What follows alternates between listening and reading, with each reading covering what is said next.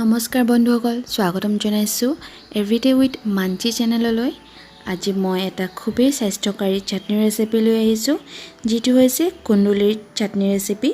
কুন্দুলি স্বাস্থ্যৰ কাৰণে খুবেই উপকাৰী হয়, বিশেষকৈ ডায়াবেটিক ৰোগীসকলৰ বাবে, আৰু ই লগতে কোলেষ্ট্ৰল আৰু হাই ব্লাড প্ৰেছাৰো কন্ট্ৰোল কৰি ৰাখিব পাৰে।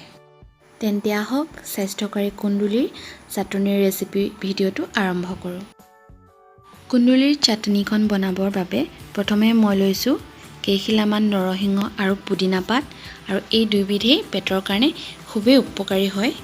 লগতে লৈছো কুমলীয়া কুন্দুলি, এনেদৰে সৰুকৈ টুকুৰাকৈ কাটি লৈছো, আৰু লৈছো এটুকুৰা আদা, আৰু লৈছো নহৰু 4-5 ফুটা, লগত দিছো জলকীয়া আৰু এটা আম।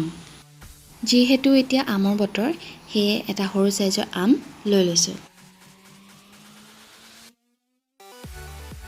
এতিয়া সকলোখিনি মিক্সিত ভৰাই ভালদৰে মিহিকৈ পিচি লম।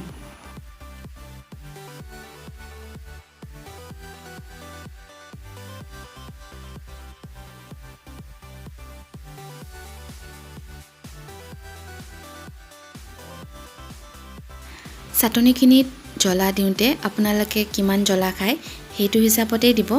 মই অলপমান বেছিকৈ জলকীয়া দি লৈছো, আৰু লগত দিছো আধা চামুচ নিমখ। এতিয়া এই সকলোখিনি ভালদৰে মিহি হোৱালৈকে পিচি লম।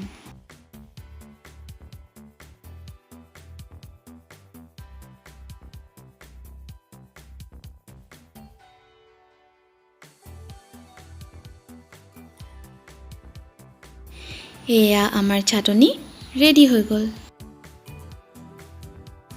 যিসকলে কুন্দুলি ভাজি খাই বেয়া পায়, তেওঁলোকে এনেদৰে চাটনি বনাই নিশ্চয় এবাৰ খাই চাব, আৰু ইয়াৰ উপকাৰিতাসমূহো লাভ কৰিব পাৰিব।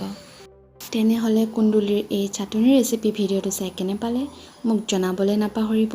যদি ভাল পাইছে তেন্তে লাইক, শ্বেয়াৰ আৰু কমেণ্ট কৰিব, আৰু লগতে ছাবস্ক্ৰাইব বাটনটো দবাই কাষতে থকা বেল আইকনটো টিপি দিব, যাতে আহিবলগীয়া সকলো ভিডিঅ'ৰ নটিফিকেশ্যন আপোনালোকে পাই থাকে। তেন্তে পুনৰ এটি নতুন ভিডিঅ' লৈ আহিম। এতিয়ালৈ বাই বাই।